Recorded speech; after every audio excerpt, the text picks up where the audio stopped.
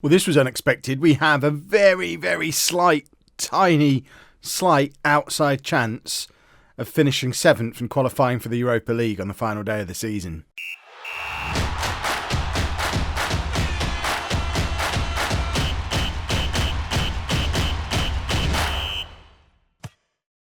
Hello and welcome to Club 4, part 13 of Non-League to Legend. I'm Kevin. Coming up on today's episode, we have our final game of the Premier League season at home against Leicester, and then we're going to be doing our season review. Transfers will be coming up on their own as a standalone episode tomorrow, so we're going to get the season review mixed in with this one. The reason we planned it that way was I fully expected this to just be kind of a nothing run-in, but we've actually been playing quite well. I mean, we've drawn the last 2 games, but they are 2 draws against teams higher up in the league than us. We did beat Newcastle and absolutely smashed Tottenham with a hat-trick from Simon Hall, which was immediately followed by a coach report about Simon Hall that says he needs to work on becoming more clinical in front of goal. That came up straight after he got a hat-trick. And in fact, he's got 16 goals this season from the wing. He's 21 years old. I don't know that he does necessarily. That's in the Premier League. His first season in the Premier League. I don't know that he does need to become more clinical in front of goal. He seems to be doing all right, scoring goals. If only we'd have been able to pick up a win against either Arsenal or Wolves as well, then we'd pretty much already be there in the Europa League. It is a bit of a tall order. 7th place. And it's not a guaranteed Europa League spot either. It does depend on what happens in the FA Cup final. Manchester City need to win the FA Cup for that to become a Europa League spot, which they probably will because they're playing against Cardiff, and we all know Cardiff are rubbish, don't we?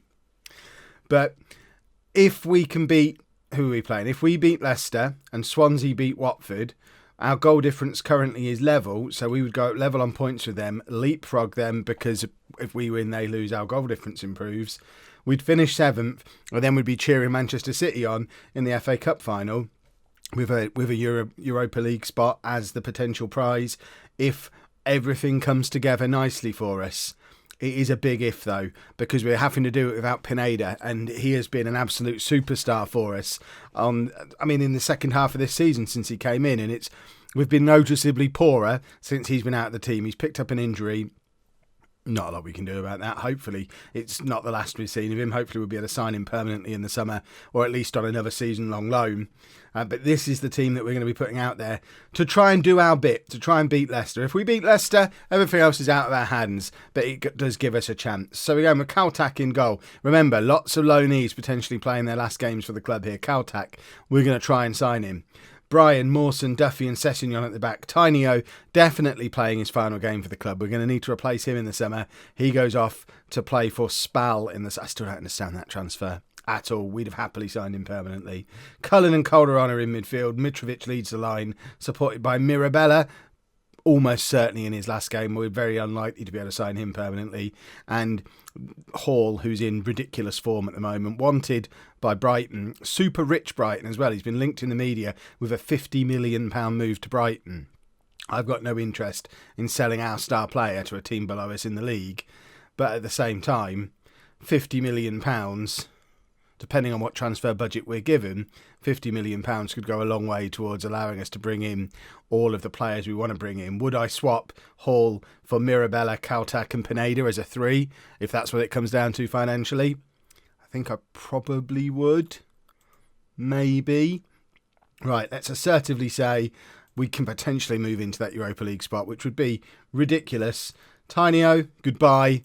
Let's get into the match. And as I've put as little warnings on the last few episodes, I'm still coughing and spluttering, and there is still going to be jump. I'm going to stop warning you about them because I don't know if people are even noticing them. I think I'm getting better at editing things out. I'm going to try not to make a habit of editing my videos.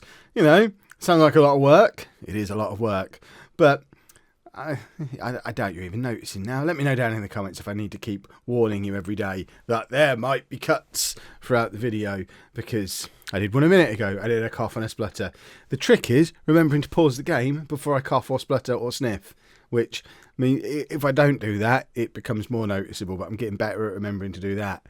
I hope. I'm going to mess it up in this video now, guarantee it. Mirabella now, running down the left wing, but he is intercepted almost immediately. And Leicester play the big ball over the top and go 1-0 up. And our Europa League dream is all but over. And as ever, when a goal goes in, whether it's for us or against us, It seems to want to bring a cough out of me. I'm going to try and hold it off until we can see the replay. But, I mean, it's as simple gets. It's a big ball over the top. Origi collects it nicely and tucks it in. It's a goal that throughout my history of playing Football Manager, I'm very used to conceding that kind of goal, the ball over the top, that we then are we've never been able to handle it. I don't set my teams up to be particularly good against the ball over the top. I'm willing to sacrifice that goal every now and again to play with the attacking flair and possession dominance that we're able to play with, although we're not dominating possession today against Leicester, which is weird because we did against Arsenal. Arsenal was like the Cardiff game all over again, just without any of the long-range screamers. We had like 60% possession, 25 shots. It ended 0-0 or 1-1. It was definitely a draw against Arsenal. We absolutely dominated the game though. Right, let's get aggressive. It's our final game of the season. Yes, we need passion. Come on, gentlemen. Passion me up. What's going on in the other game? Watford must be losing because they're sat there on 55 points. So the door is wide open for us to claim that Europa League spot. Watford are losing at home to Swansea. If we can find a way to win this game, we will finish in 7th place if the Watford game stays as it is. But nobody seems up for it at all. Come on, somebody. Have you not realised the mathematical permutations of what can be going on here? Let's get McBurney on. We haven't got El Shaarawy. He's injured. We've got Mitrovic. Let's bring him on. Let's do a double change and demand more all at the same time and try and fight. We've got to find a way back into the game. I know people are going to be saying in the comments, Kev, why didn't you go attacking at the end of the game? We've been down that road before. It seems to clicking attacking just seems to be telling the game, oh, by the way, I don't want any more highlights. Thanks. So I just leave it on control or positive, whatever it's called. I just leave it there all the time now. And 9 times out of 10, it works. This is going to be that time it doesn't. There you go. We've taken off the entire front three now. Basically, all of our goals are now off the pitch. But we've got to try and figure out a way through. There isn't one, is there? We've bottled it again. This is becoming a season of bottle job after bottle job. It's ridiculous. We bottled the FA Cup. Now we're bottling getting into the Europa League. I think probably long term, and it still pains me to think long term in non-league to legend, a club that's not our forever club. But Keegan's in. No, it's probably the last time you'll see him as well. But I think probably long term it is in our best interests not to qualify for the Europa League this season, because that first Europa League season every year when we're playing non-league to legend, that first Europa League season is a painful season because obviously we're not going to win the Europa League, but at the same time we perform terribly in the league because we don't have a squad that's capable of performing on multiple fronts, and that's the exact situation we're in here with Fulham. We've got a decent first 11 now, but as we've seen with the injury to Pineda and El Shaarawy, as soon as we get any kind of injuries, we're a team that loses at home to Leicester. So unless we're going to be given £150 million to go out and buy 10 Premier League quality players in the summer, probably another season similar to this one that maybe ends next year with Europa League qualification will be better for the organic growth of the club. The problem is if not qualifying for Europe leads to Hall wanting to leave. And you see weird stuff like this happen all the time. Brighton have finished 12th. They're not in Europe either, but you might want to go there for a better chance at playing in Europe or something dumb like that. I've seen it happen. That was rubbish, though. Absolute poppycock. Yeah, you're in training. The season's over, but you are training tomorrow, and you will learn not to switch off on the last day of the season, you rascals. Right. Plan for the rest. I'm so upset because Watford lost as well. The door was wide open. We need Cardiff to win the FA Cup now, so it doesn't matter. What we're going to do now is we're going to hit continue a couple of times until we get the traditional end of season review stuff, team of the season, player of the season, that kind of thing, plus transfer budgets. And we'll sort of put a plan together, and then tomorrow's video will be us acting out that plan, and then the next day will be the first couple of games of next season. It's a new way of doing these end of season things. Let me know down in the comments if you like it this way, prefer it the other way, if you miss the live streams, which I don't see how they're ever going to come back because I record in advance and stuff, but you never know, maybe. Fast forward. Well, straight away we've had our transfer budgets, and I've got to say I'm underwhelmed. No increase in the wage budget. £39 million of spensies. At best, I mean, I don't even think we're going to be able to keep the squad as strong as it is now, because if you look at we're going to have to use the loan market well again, which I don't really like having to do, but we have used it well so far. But we're not going to be able to sign Kautak, Mirabella and Pineda permanently, plus replace Tainio. We haven't got the money to do it. So we haven't even got the money to maintain the current strength of the squad. We're definitely not going to be improving the squad unless I really put my wheeler dealer boots on, or we sell Hall for 50 million quid. But can we replace him? Like I said, we need to form a plan. Let me know down in the comments what you would do. Couple of exciting pieces of news before we get into the awards. We've had an offer for Mirabella on loan next season accepted. We just need him to agree to come. So that would be massive if we can get him on loan again. We've also had an offer accepted for Pineda. Pineda's a complicated one because we already have a future fee agreed of £9.5 million of him, and Porto want money to have him on loan again for another season. We've made the offer to loan him initially, mainly because I think for him to come permanently, he's probably going to want to earn more money. That's usually what happens. Plus, he's 28. Yes, he's good now, but if we have a really good season next year, will we necessarily want him here permanently as a 29-year-old on more money, or is there going to be better options that emerge? I think we're probably better off loaning him again for another year. We're paying all of his wages. We're paying, what's that, like a £3 million fee, £3.5 million fee. So we're paying half of what it would cost to bring him in permanently to loan him again for another year. But by doing that, it does leave us a little bit more money to go and buy other players as well. So I think we're probably better off loaning him again. That offer's also been accepted. We have made an offer to loan Kautak again. Benfica are planning on playing him next year, though. So I've offered them 100% of wages and key player and all that stuff. If they don't accept that, which they haven't done yet, we might have to try and buy Kautak, but I think he's probably going to be out of our price range. But awards, this is our team of the season. No, this is our all-time best team. I was going to say team of the season, who on earth's Fabrizio? So that's our all-time best 11. It's starting slowly to look a lot like my team.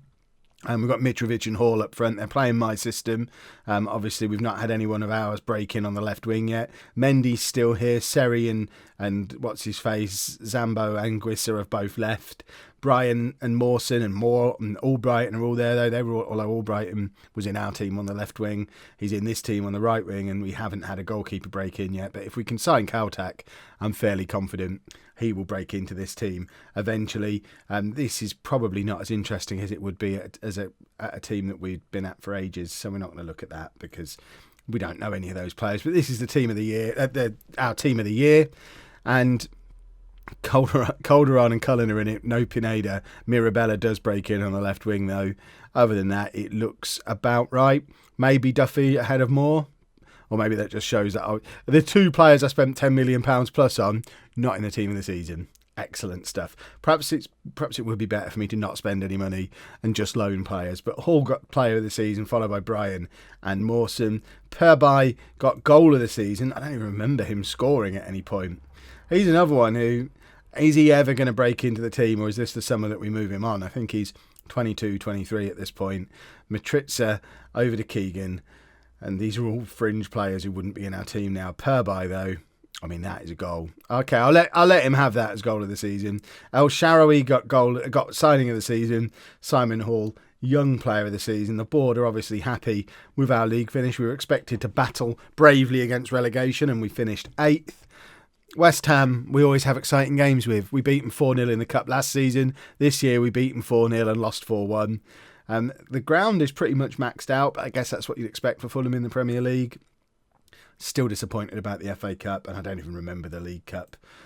We don't need to worry too much about that. Those of you who want to know about Fulham from the past, there you go. There's your information about where they've all gone. We did find Ryan Sessegnon a couple of episodes ago, which people were asking about, but that's where they've all gone. Squad dynamics. Mawson, Mitrovic and Larson are our team leaders. Well, Larson's definitely leaving this summer, so we're going to need someone else to step up as our third team leader. But other than that, that looks about right. Confidence review, they're delighted, good. And pre-season start date, we don't have to confirm our expectations and stuff now, do we? No. Excellent. So, where's finances? No, that's the wrong one. £39 million to spend, not much in the way of extra wage budget. it all rides on these two or these three loans that we've just applied for. If we can sign these two, and maybe him as well, on loan for another year, that makes no difference to the current wage budget. No, very little difference to the transfer budget. We'd pay, like I say, £3 or £4 million for Pineda. So we'd have 100 grand a week of wage budget plus 35 million pounds to play with.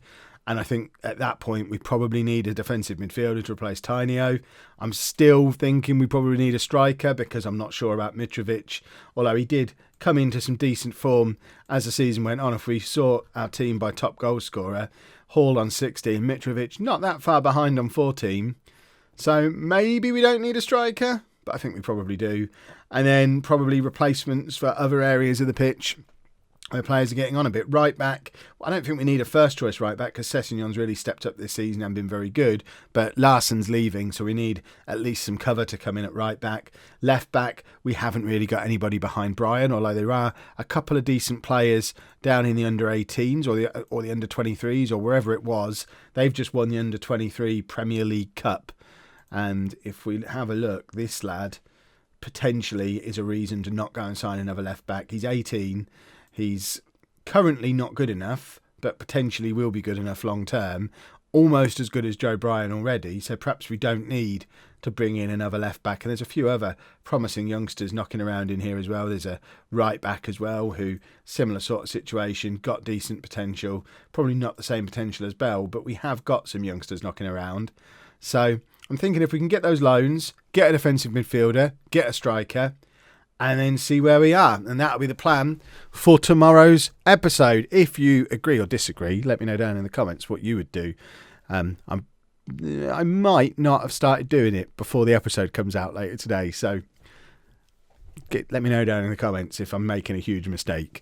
But if you have enjoyed that, please make sure you leave a nice big thumbs up on there for me. Subscribe to the channel for daily Football Manager videos, and thank you very much for watching.